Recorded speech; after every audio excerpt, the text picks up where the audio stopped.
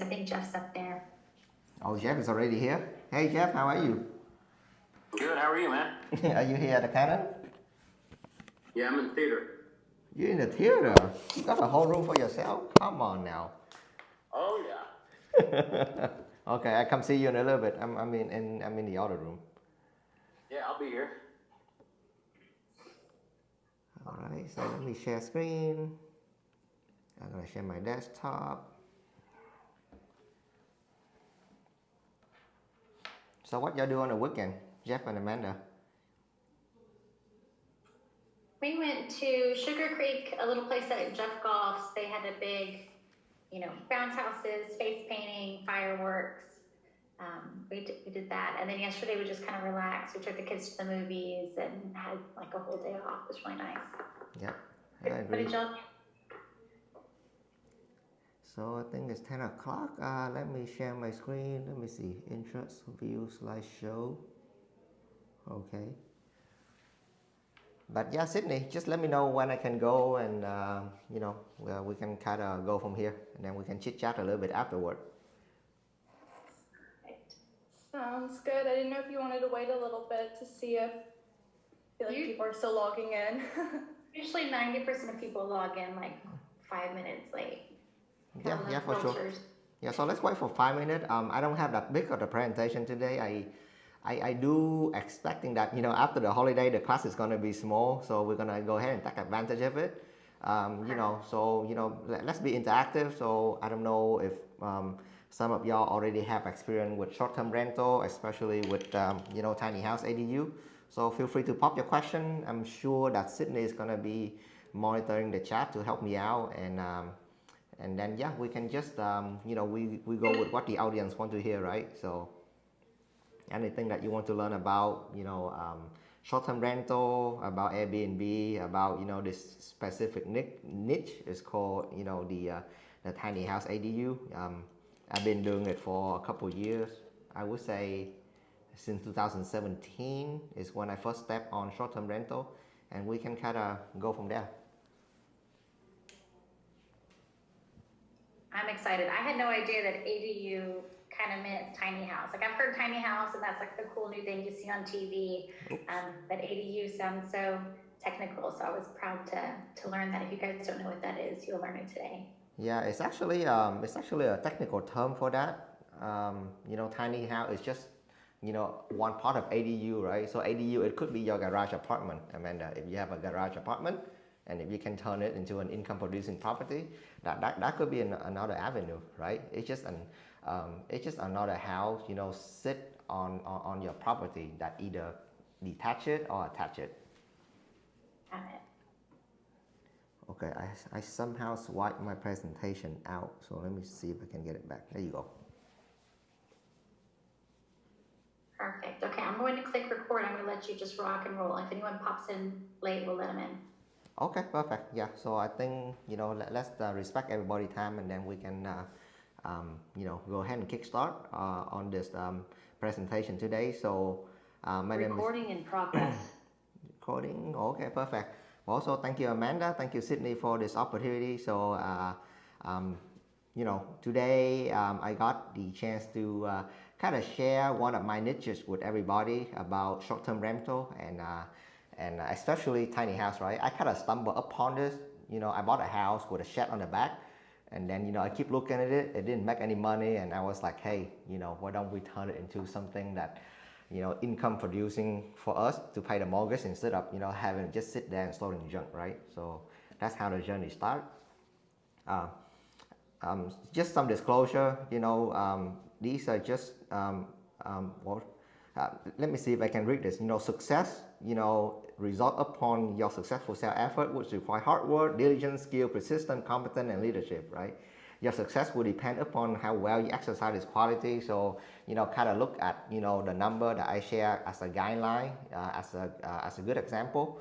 But yeah, your success is going to be dependent, solely upon you. And that's the thing I love the most, about salesmanship, right? About being an entrepreneur.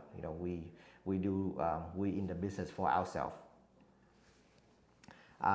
But yeah, for those of you who don't know me, I actually have a degree in computer science, believe it or not. So I keep telling everybody in my team, if I can do this, anybody can, right?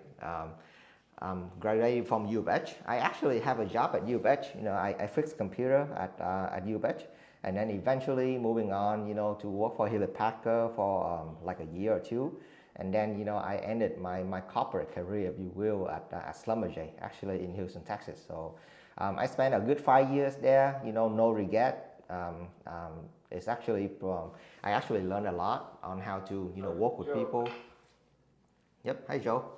I learned a lot on how to work with people. I'm doing good, excited for today. So thanks for coming in, Joe.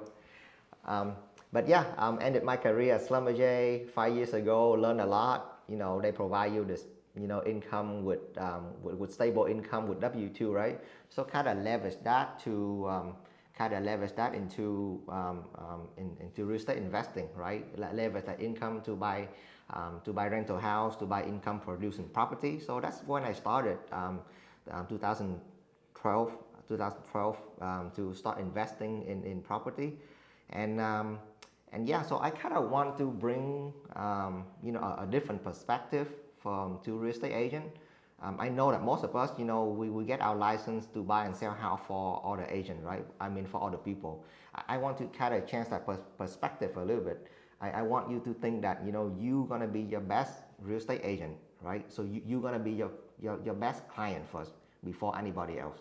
Because,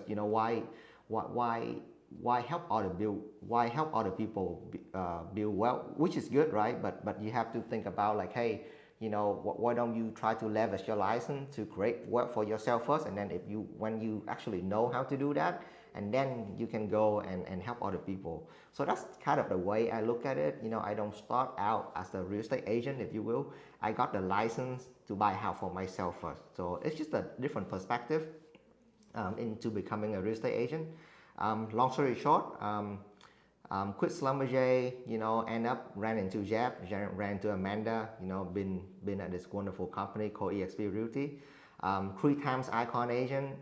If you don't know what Icon agent is, just know that we sell a lot of houses, right? In order to be qualified for Icon, it's just a lot of houses that you have to sell. But yeah, we won't talk about production today, so let's roll back a little bit about short-term rental.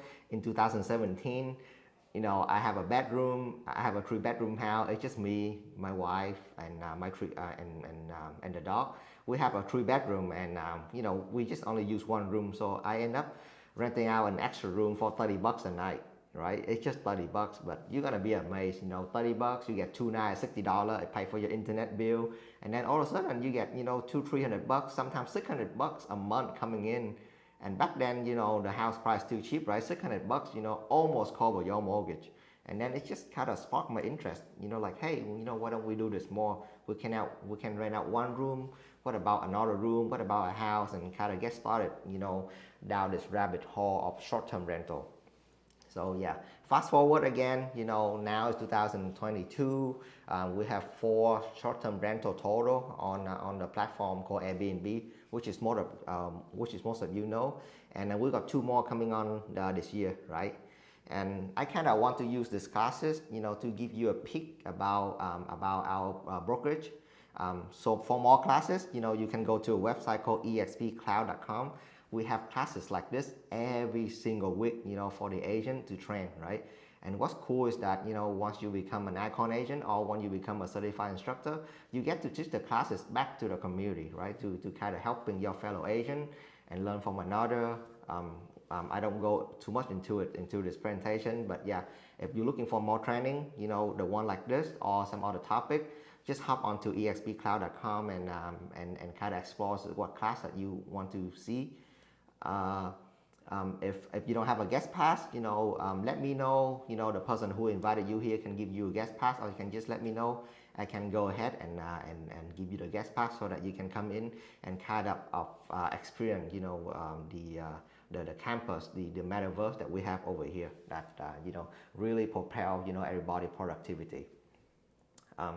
I'm gonna share one more tidbit. If you want to get started in this niche, investment property, instead of being a typical real estate agent, the book that I would one of the book that not a lot of people read, it's not on the mainstream, but it's really good. That kind of helped me out. It's called Be in the Top 1%. I have a URL here. Later on, you can text me. I can give you a copy of the book. But you can just go to Amazon. It's called Be in the Top 1% by Bob Ham. It's an amazing book if you want to get started in investing in real estate by leveraging your license. So it's very specific. But I read the book, and the book just kind of propelled me into a different path of real estate investing. Yeah. So before we kind of get into the short-term rental and the ADU, right? I just want to back it up a little bit and kind of show you, how to buy, how to invest in the property using the right way, or one of my favorite way, right? Because if you think about it, short-term rental and tiny houses, it's just a piece of the equation. It's just the rent part, right? It's just how you exit the deal. But in order for an investment property to be, a good one, you need to learn how to buy it. You need to learn how to rehab it correctly. You need to learn how to lease it out, which is renting, and you need to learn how to repeat the process, for you, for your family, for your client, for your friend, right? So today we're gonna focus on, the second R, if you will, which is the renting piece. But keep in mind that this is the whole process, and it starts with buying the house correctly. This is one of the examples that I use in my other presentation. So you're not gonna go out there and look for $1 million houses, right? Or houses that need no work. You need to look for houses that have that need a lot of repair. The more work there is, the more juicy the deal is. This is when you can come in, you can buy the house for below market, sometimes way below market, like this one. We got it for $100,000. You can force the equity by repairing it, and then after you force the equity by repairing it, and then you go to the bank, and then the bank is gonna appraise it higher. Hopefully, if you do your number correctly, the bank is gonna appraise it, higher than what you put into, right? So I'm gonna round up the number, I'm gonna round up the number so that way everybody can follow. So the picture that I just show you, I actually got this from the MOS for 105. For $100,000 and for $105,000, right? So just directly from the MOS. There's, you can go for wholesaler, you can go for tax auction, but if you have your license, if you know how to set up like a good search on the MOS, look at the MOS. Trust me, deal are still there on the MOS. You just need to filter your search, to look at this kind of distressed deal, every day. Instead of, like $1 million house in Town Lake in Houston, for example, you won't find anything there, right? But if you look in some area that need, despair, you're gonna find deal. So everybody here is a realtor or is in the process of becoming a realtor. You know how to run comp. If you run comp, let's say the ARV is 210, the rent is 1,500. No HOA and low tax, really important. I'm gonna drill down into that piece. I'm gonna drill down into this piece in a little bit, and then the rehab costs $100,000 to rehab this house. So all in is $200,000, right? And the rent is $1,500 a month. And then here's the magic, right? So when you go to the bank is gonna refinance. The bank is gonna send out the appraiser. And if you, if you be frank with the appraiser, if you be nice to him, if you buy him coffee, if you run your number correctly, they're gonna give you the ARV that you want, right? So if you, so the ARV is 275 in this case. I make a mistake over here. It should be 275, right? Sometimes it's higher, sometimes it's lower. The ARV on this particular example turned out to be 275. So you take 75% of that. And the bank will, is gonna say, hey, since the house worth $275K, I'm gonna lend you 75% of that, which is $205,000. The PITI is gonna be $1,300. So if you look at the number, right? The bank give me 205, and then I'm all in. I'm in the deal for 205. So essentially, after the closing, I have zero money left in the deal, right? So this is This is one of the ideal way to BRRR, is to have an infinite return. Once you have no money in the deal, anything the house generate from the cash flow is just the gravy on top. Yeah, right. Net operating income, we're gonna talk about this a little bit. Once you put the house on Airbnb, or even in this example, just one room in the house, that should generate you $1,500 a month minus the mortgage, which is $1,300. You're gonna cash flow, $200 a month, not including the ADU that we're gonna talk about. So that's $2,400 a year. It's not much, $2,400 a year won't change your life. You're gonna blow it in, maybe one night or one vacation. But hey, look at the tax deduction. The tax deduction when you own a piece of real estate is huge, right?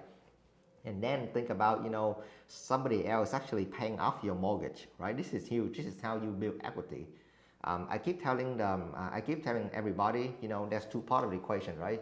The cash flow is going to make you look rich, but the equity is going to make you wealthy. So if you want to become, I guess, advance in your financial life, not only look at the cash flow, but learn how to build equity. And the best way to build equity is to invest in real estate and have a setup in a way that some other people is willing to pay for your property, and that's how you build equity in real estate. But yeah, this is a very short, very simple version of BRRR. This is how we invest in real estate using no money down. This is gonna be a foundation on everything else you do, right? Think about this on a bigger scale.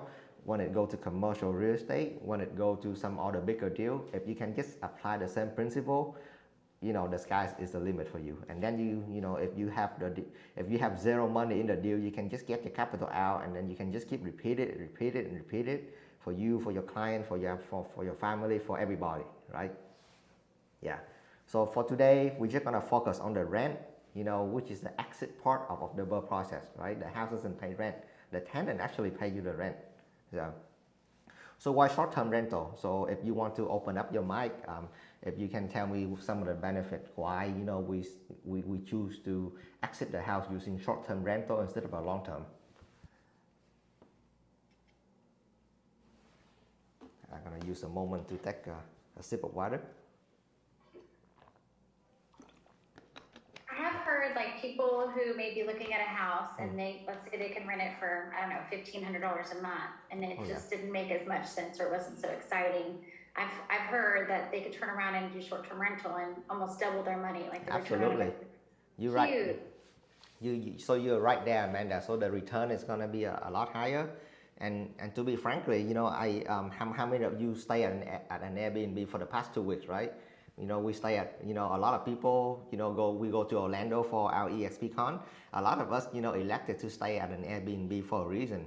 And, this past holiday on July 4th, I'm pretty sure that somebody in this group, must have stayed at an Airbnb or short-term rental, right? So the demand is there, right? People, the nature for people is to travel, right?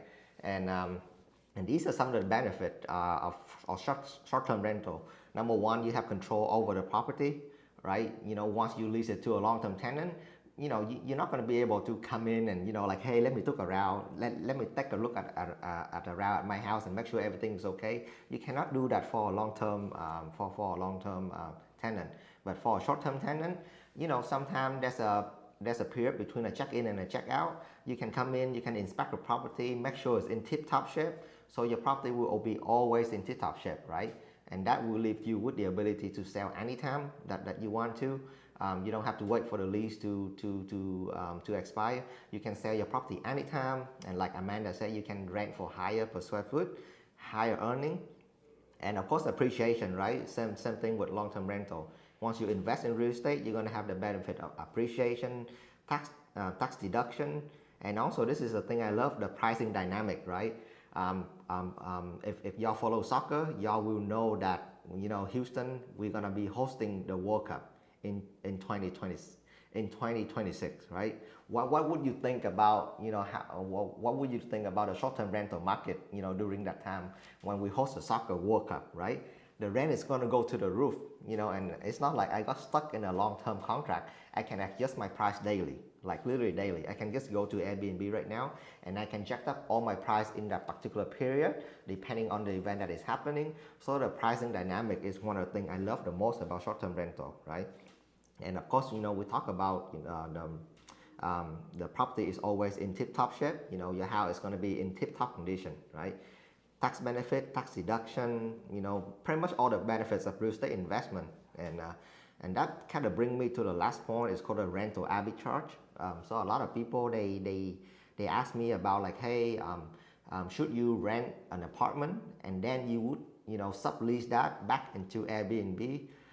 Yes and no. If you do that, yes, you might generate a lot of income. It's very low capital. You don't have to have a lot of capital to start.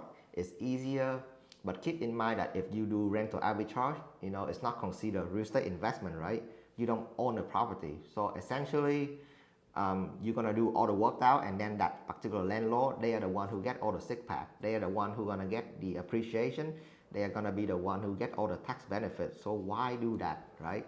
Unless you treat it like a job, right? It could be a good job. I know a lot of good property manager or investor that actually treat it like a job, like a property management job. And then if you want to treat it like a job, that will be a perfectly good job. But keep in mind, I want to make this point really clear because people, they sometimes tend to have like shortcut in life, and I can tell you that rental arbitrage is not going to be a shortcut to real estate investment, right? It's not investment if you don't own the property. So keep that in mind.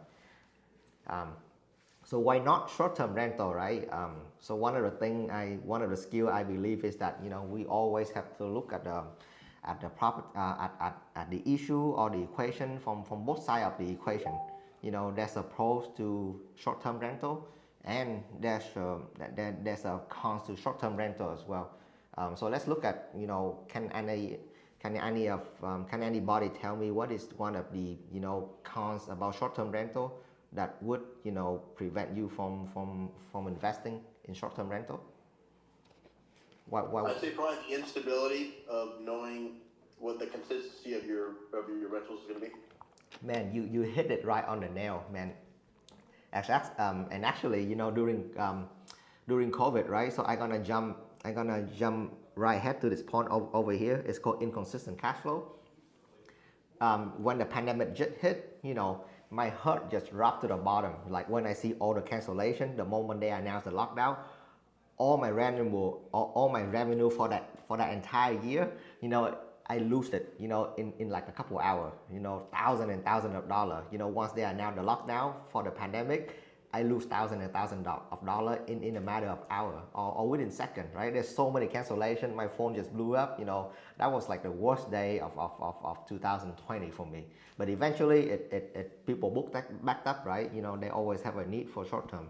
But yeah, you're exactly right, so there's actually a lot of, cons to short-term rental. One of the big things is the law and regulation is constantly changing. So if like City of Houston, for example, right, they don't even have a law or permit for short-term rental yet. They kind of keep it, they kind of close their eyes because we pay them a lot of occupancy tax. City of Houston kind of close their eyes right now.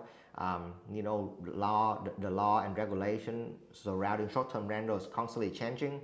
I have one of the friends, that have an Airbnb in an HOA area, and then long story short, all the owners get together and they vote to stop short-term rental in that particular area, and then that's it, right? That $5,000 that you have every month, all of a sudden it's gone because the HOA they changed the rule. So when you invest in short-term rental, kind of pay very close attention right now to all the law and the regulation. This is still new to all the lawmakers. Trust me, 5 years ago when I get sued, when one of my neighbors sued me, I called a lawyer and he asked me what is an Airbnb, right? So that's how new this industry is. So you have to constantly pay attention to the law and regulation when you do short-term rental. Management could be an issue too, right? This is not a long-term tenant. This is the guest. You have check in, you have check out. You have so many moving parts. So expecting that you're gonna be glued to your phone a little more than you have to.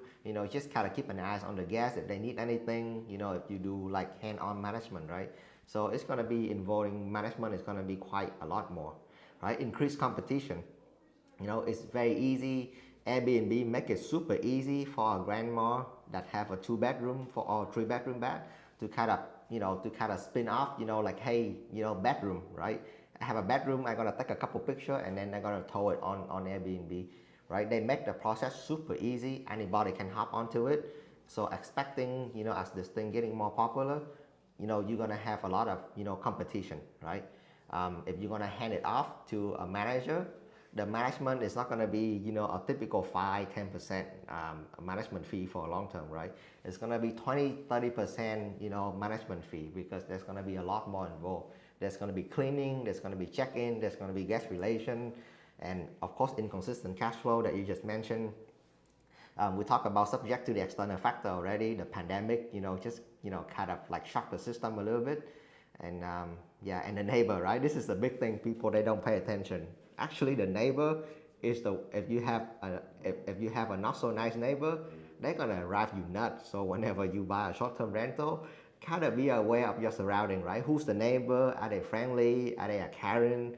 You don't want to buy you don't want to buy next to a Karen. Trust me, they're gonna drive you crazy. So kind of pay attention to all these things that there's so many moving parts. And then I put down, honey, please get the trash, because trash is actually one of the biggest problem right now for short-term rental, because although you remind the trash, or you have a system for people to pick up trash, sometimes the trash get missed, and guess who's the one who's gonna go clean it up? You, right? Me. So keep an eye on it. Right now, I thought I'm the only one who have the problem, but when I talk with all the short-term rental manager and all the guys who run Airbnb, they telling me that, like, hey, you gonna be the one who wanna clean it up if nobody else is picking up, right? So gotta keep that in mind. It's not so, glamorous, as you can see. Yeah, so let's moving forward into, the buying checklist. So this is a checklist that I kind of use to kind of, look at, the deal, if you will. So feel free to take a copy of the slideshow, or later on, we can send everybody a copy. So kind of look at the attraction, right? What attract you to this particular area? Is there any tourism? Why people go here? So do some homework on the location.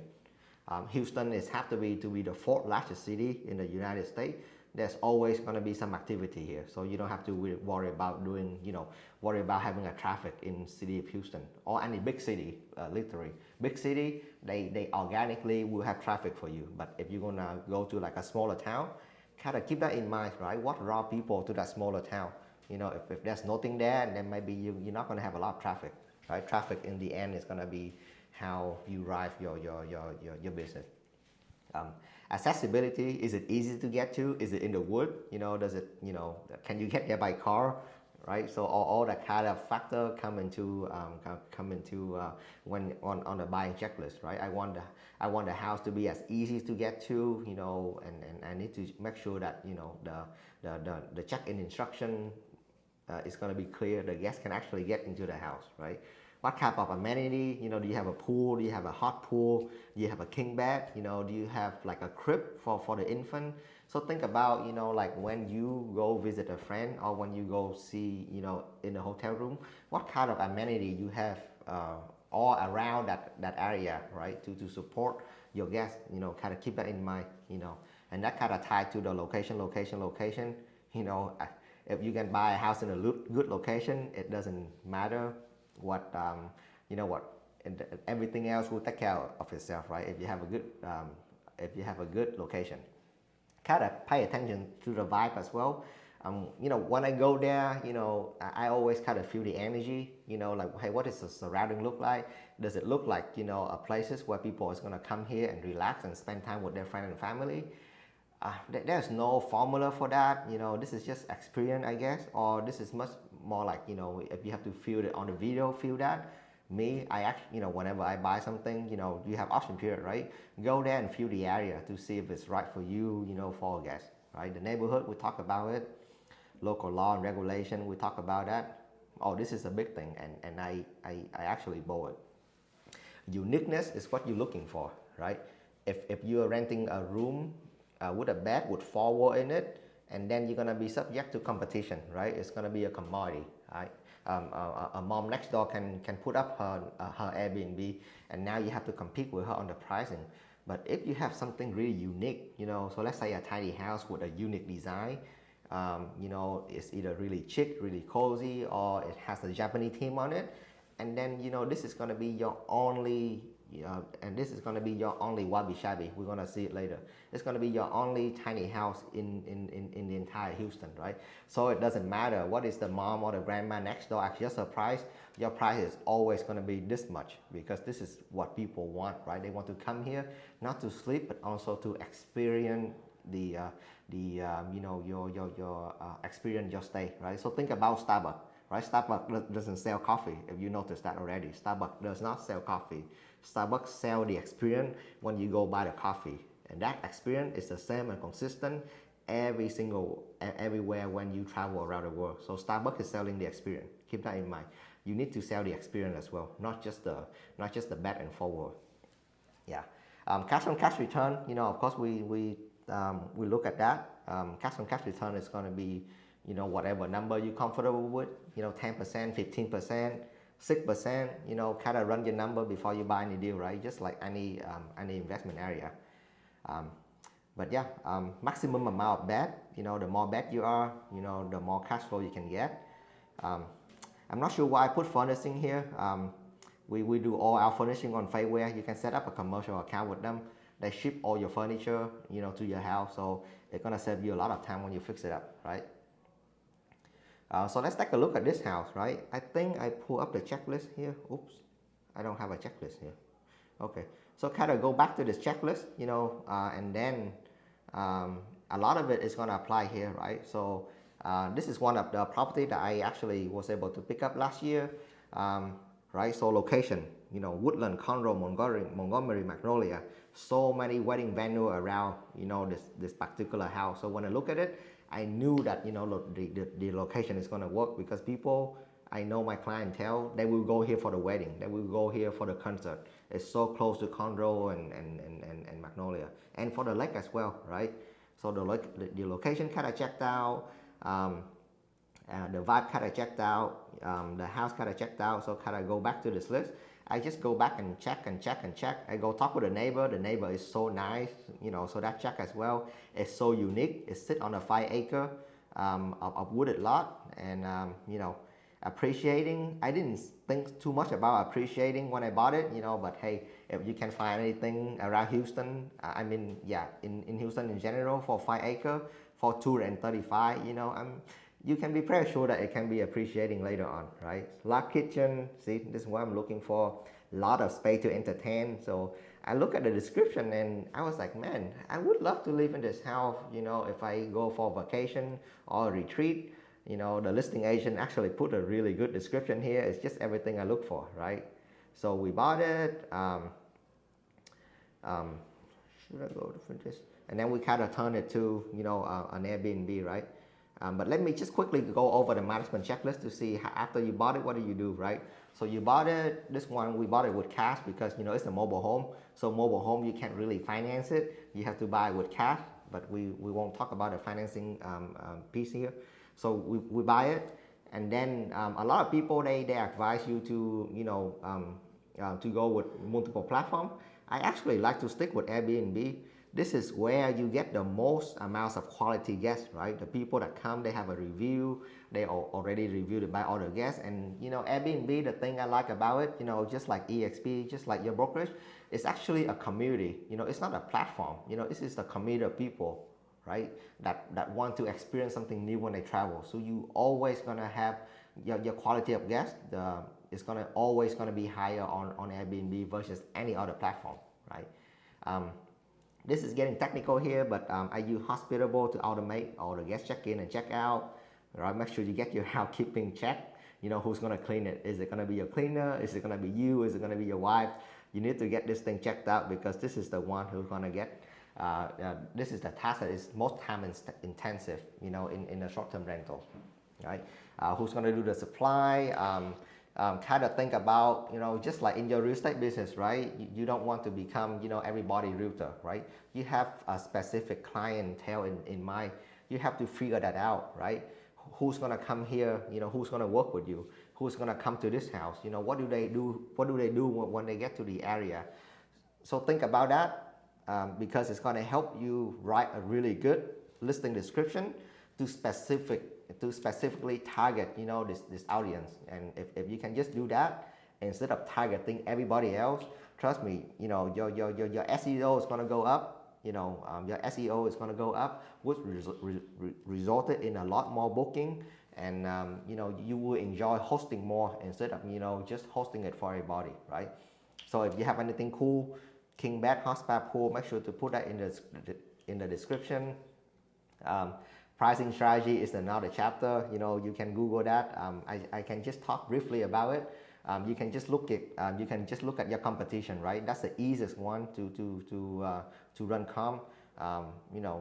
Just be a guest, go to that area, just look at all the Airbnb similar to yours and see how much people is renting for. What kind of stuff do they have, right? If you new, lower your price so that way you can get more. You can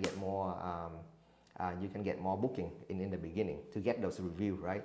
The review is so important. So make sure your first few review is going to be good, right? Automation, there's a bunch of smart lock that you can use to automate the guest check-in. You don't have to go there and give people the key. They can just check themselves in. The thermostat you can control, the camera you can control. Kind of find the right balance, right? You don't want to put the camera in the bedroom, or even in the house, right? It's kind of weird. So find the right balance, just camera outside of the house, and then that way give the guest some privacy as well. If you just arm up to the teeth, and then nobody's gonna book your Airbnb, right? Yeah, first impression, and as a host, just have a big smile, right? Funny, the reason I put it in there because I get one of the review. One of my Airbnb is actually on the backyard of my house, and one of the guests just reviews like, hey, I say hi to my mom, but she never smiled back at me. She actually gave me a 4-star because my mom didn't smile back at her when she checked out. And man, I have to tell my mom, like, hey mom, whenever I see you see anybody check in or check out, make sure you smile, right? So it's that simple, right? It's actually cost me a 5-star review, a big smile, right? Not for me, but for my mom. So I have to tell my mom to smile whenever she see the guest. But yeah, so I kind of use this checklist here, to spin up this Airbnb. We use Wayfair to furnish the house. Later on, I can give you the address of my booking, so you can kind of come and see what do they do. What do I do? I put in good description. Everybody here is a listing agent. We know how to write a good listing description, right? Same exact thing when you list a house on STR. Professional photo, good description, list out all the amenities. I learned this from another operator. I actually put a map of my Airbnb and then all the amenity around it, right? Oh, this is actually the Airbnb, and then all the amenity around it, just to give people that is not familiar with Houston to see what kind of Houston landscape is. So yeah, so kind of follow this checklist and then spin up your first Airbnb and then go at it, right? Yeah, this is actually my real number in December. You can tell it's December because the electricity is only $80, right? I saw Jeff post the other day and his electricity is $600. Yep, we get pretty hot in Houston, yeah. So kind of keep an eye on your Airbnb thermostat, and like I told you, have like a Nest or have a smart thermostat. It's going to help a lot. Trust me, yeah, to keep the electricity down. But yeah, we gross about, this is December, nobody go to the lake for December, so we gross, this is actually our lowest month. We gross only $4,500 on the lowest month. Cleaning expense, yada yada yada, and then you still net, right? This is not my gross, and then you still net about $3,000 per month, just on a couple weekends, right? If you go back and you see how much we bought it for. I mean, you don't have to do the number, but if you bought the house for this much, and then your income is almost $3,000, it's way more than the 1% rule. You know that your cash flow is going to look really good without doing any calculation, yeah. But anyway, yeah. So moving on, to the second part of the of the seminar, the Zoom, if you will. Well, first of all, let me take a stop here. Does anybody have any question? Am I losing anybody? Hey, Lee, can you hear me? Yeah. They said that they are going to stop letting people rent Airbnbs for parties. Oh yeah. Is that going to affect you, or how would you market? No, dude, Jeff, I love that. I never like party. What I mean is open party, right? Let's say you book let's say you book my Airbnb, and then you're gonna say you're gonna create an event tribe, and it's just like, hey, everybody come into my party, right? So that's called a party. So I actually, against that. I don't think that anybody, you should not do an open party for, especially when you book an Airbnb. There's a lot of liability, but just like if you, me and Jeff, or if our team, if we go to an Airbnb and we gather, we have a little fun, that's perfectly fine. As long as you don't publicly post on Google that you're gonna have a party. So that's what I mean, right? Oh, okay, good. Yeah. And then just like anything, right? I'm not gonna micromanage you and see what exactly you do in my house.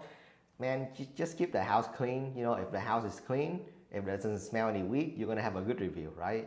If my cleaner have to spend extra time to clean it, if people smoke weed in it, and then of course, as a host, we have to pass the charge to the guests, and we're gonna give them a bad review, right? And it works two way, right? If the host have a bad review, and then it's going to be very hard for us, to rent out to the next guest. If the guests have a bad review, take it one, right? One or two review, and then that's it. There's no host, I guarantee you, there's going to be no host that want to lease to that guest, and you kind of have to start over, right? And then the moment you start over, you have a blank review, and then you cannot instant book the house anymore. You have to kind of beg people, like, hey, please, can I lease your house because, I'm brand new, and when I look at we haven't talked about guest management, but when I look at a guest profile that is brand new, that just created, I knew that I need to screen the guests a lot more. So, it's just if you want to rent like a good Airbnb, a lot of the time, they don't even take guests that have no review, right? Because it's a big risk for them. Yeah, so it's worked both ways. I absolutely love the review system on Airbnb, and that's why I recommend people to stick on Airbnb. Because on other platform, their review system is not so good. Yep. But yeah, moving on to ADU. I know I'm throwing a lot of term here. It's called why ADU for STR. So it stands for accessory dwelling unit. So think of it like a tiny house, right? Or think of it simple. This is a shed that you can buy at Home Depot or go to Craigslist and get people to go to your house and build it up for you for $6,000-7,000, and there you are, right? You have an ADU, right? You need to learn how to connect the electricity, the plumbing, the water. You need to learn how to run them to it. But yeah, it's basically a house in your lot. So why ADU? Because of housing affordability, right? If you're gonna see how expensive real estate is becoming, it's gonna a lot of people, they get priced out of real estate, and one way to combat that is to simplifying your lifestyle. Instead of having a mansion, just moving to a smaller home, well built, to lower your cost, right? Experience, it's actually really cool to experience small space that is really well built. It's gonna give you one of the not the mansion style of experience, but a really cool and unique experience to see, hey, I can actually be very efficient. I can function over here on only 200 square feet, with a bedroom, a living room, a kitchen. So people, they like to experience that, right? And then one thing about, it kind of tie into the housing affordability is, it's very cost effective to build, right? I know that, some people, they kind of take advantage of this movement and they charge people like 100 grand, 200 grand for the tiny house. But if the actual cost to build it is actually not that expensive, right? It's a shed, and then you connect your plumbing, electrical, everything is small, so it's gonna cost a lot less to build, versus a fully built house. Easy to clean for your cleaner too. So if you run Airbnb, your cleaner is gonna love you, right? That one unit is gonna be so much easier to clean, versus a big house.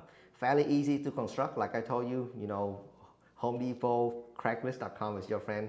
Go there, find a good builder, and then they're gonna construct you a shed. Uniqueness. We talked about uniqueness earlier. Your house is gonna be, the one and only kind, right? Every tiny house that I see, we look over 100 tiny houses and none of them is the same. So the uniqueness is what gonna boost your traffic on STR on Airbnb. Yeah, movability. You can actually move this thing around as well. So there's a lot of company, they actually moving shed, right? So, or if you can actually build with a frame, with a wheel, you can actually move them around too. And later on I'm gonna show you some example, right? The cash on cash return, we can talk about it. It's gonna absolutely go to the roof. And then scalability, first of all, I think that you can't really scale with a tiny house, but when you look at a site like getaway.house, you're gonna see how they scale tiny house. I mean, it's just amazing, right? So if you don't know, if you want to experience tiny house, go to getaway.house and then just book a booking window. Go there and see the whole operation to see how they can actually scale tiny house into $1 billion business. It's just amazing. But yeah. What did I put here? Yeah. So come back to the original example. I don't know if you remember my original example when I BRRR. When I say $1,500 a month, it's actually not a house. It's just a room on the top of my house. It's called the attic. I rent the attic out for $60 a day, right? And then it generates income. Let's see how we're doing on time over here. I might have to skip to this real quick. But yeah, this is our shed. Of course, my wife took all the credit for building it. I suck at design, but luckily I got my roommate here. She's pretty amazing at putting stuff together. So she put up together. Put some bamboo tree in here. This is the view that I love the most. When September and October kind of come in. But yeah, we call that the Wabi Shabi, and this is one of the most popular tiny house in Houston, I would say. Knock on wood right now, right? Because I can see the traffic, and yeah, people just love it. They let's take a look at the number, right? Not only it look nice, it cost us almost 40 grand to build it, but it's kind of piggyback, right? It's kind of piggyback on the main house. And again, right, check with the local law and regulation, make sure that you can do that. But this house, it costs only $40,000 to build, and it's piggyback on the big house, right? On the house that we BRRR out. And all of a sudden, you're gonna see that, they're gonna share a lot of the utility. So your cost is gonna go down, your utility cost is gonna go down, your supply run is gonna be short, and you're not gonna have a lot of expense on a tiny house. So I estimated, on the monthly total, the number is so small, I don't even pay attention to the utility and supply. Monthly total, about $150. It generates about $1,400 a month. So total, almost 17,000 a year, right? And if you do the cash on cash return, that's a whooping 45% return. I mean, how good can it get, right? Where else on earth can you get a return for 45%? So you basically make your money back within like 2-3 years. You make the $40,000 back, right?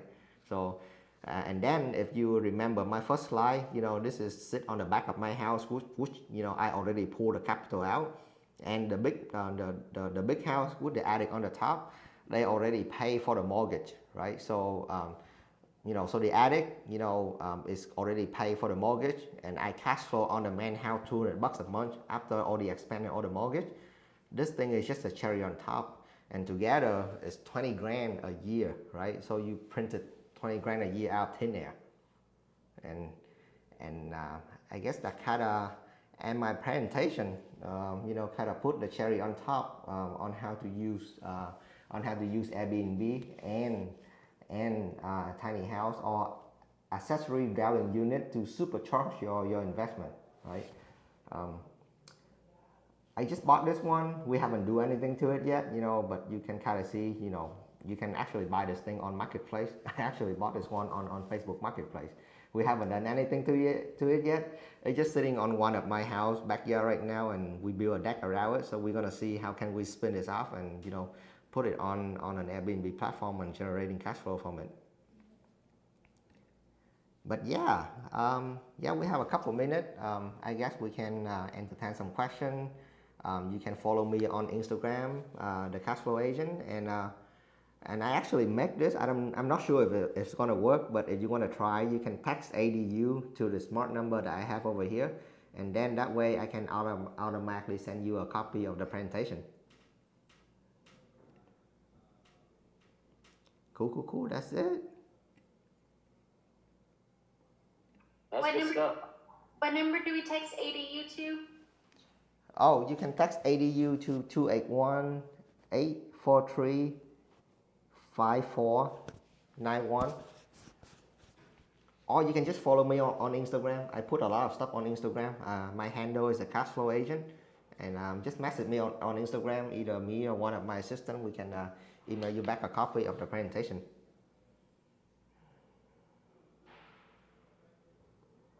This is amazing. So let's say someone found a great Airbnb. Would you be open to looking at it with them and telling them if you think it's a good investment or not? Yeah, for sure. They can kind of follow my checklist.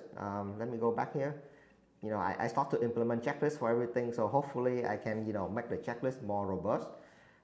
Yeah, but for sure, let me know. The key thing is to figure out the local law and regulation, and this is going to require some digging. I don't recommend you to just do it and then waiting for get caught, right? You have to do it the right way. So kind of dig into the HOA, call them, kind of go to your city, look up the deed, look at the deed restriction. If you don't know how to read it, pay a lawyer to read it. Make sure the deed allow you to run, short-term rental. And it could be tricky. The language in there, sometimes it's in a gray area, and then, you just have to make a decision like, hey, it doesn't tell me that I can do it, but it doesn't tell me I cannot do it either. So should I do it? Well, up to you, right?